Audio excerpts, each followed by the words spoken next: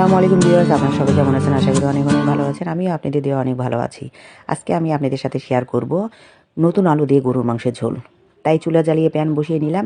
দিয়ে দিব 1 কাপ পরিমাণ তেল, দিয়ে দিব হাফ কাপ পরিমাণ পেঁয়াজ কুচি। পেঁয়াজগুলো সুন্দর করে বাদামি করে ভেজে দিয়ে দিব আস্ত কিছু জিরা। দিয়ে দিব মাংস,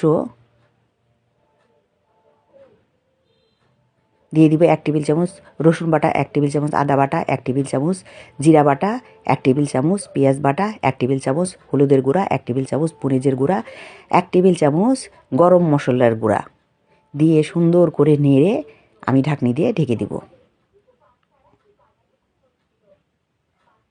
মাঝে মাঝে ঢাকনা উঁচু করে আবার নেড়ে দিব।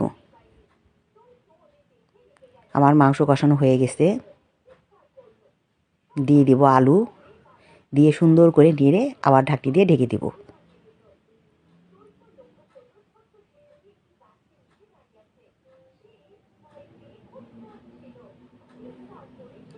আলহামদুলিল্লাহ আমার মাংস হয়ে গেছে। আমি এখন গরম পানি ব্যবহার করব। আপনি ইচ্ছে করলে ঠান্ডা পানিও ব্যবহার করতে পারেন। আমার মাংস হয়ে গেছে। এখন আমি 1 টেবিল চামচ ভাজা জিরে গুঁড়ো দিয়ে দিব, দিয়ে নেড়ে মাংসটি নামিয়ে নেব। আপনারা সবাই বাসায় একবার ট্রাই করবেন, ভালো লাগবে। আর আমাকে লাইক কমেন্ট করে দয়া করে আমার পাশে থাকবেন প্লিজ। খোদা হাফেজ।